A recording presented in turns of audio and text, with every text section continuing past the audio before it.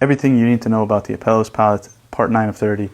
Today we're talking about complementary colors. I would say this is arguably the most important relationship between colors that you need to understand. Complementary colors are colors that are opposite from each other on the color wheel. Think blue and orange, violet, yellow, green and red. These are the most important to keep in mind. These colors contrast with each other. So if you put them side by side, they will appear more vibrant, but they also neutralize each other when mixed together. One example that I think is very practical is blue and orange. So I'll just mix out some of this orange here. And then here is the Apelles blue.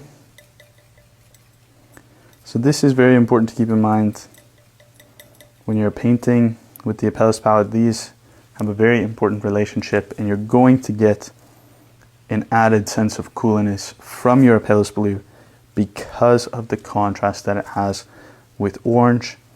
And if we blend these together right here in the middle,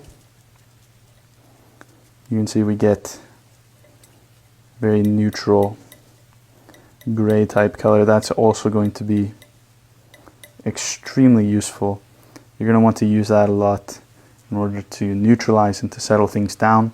Even if you don't get, directly to gray, that's usually not the goal. The goal is oftentimes just to go in the opposite direction. So if you're painting and you find, okay, you've got too much of your orange, you could add a little bit of your gray or a little bit of your blue.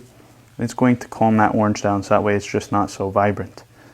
And if you keep this in mind while you're painting, if you think about the colors and where they're at on the color wheel, you can easily go in any direction just like that. You can put a color side by side with it if you want to increase that contrast, or you can choose to mix them together like I did right here. So typically when you're painting, that's the relationship you need to keep in mind, because the complementary colors make it so easy to just mix in any direction that you want. Join me in the next part to see my favorite trick with complementary colors.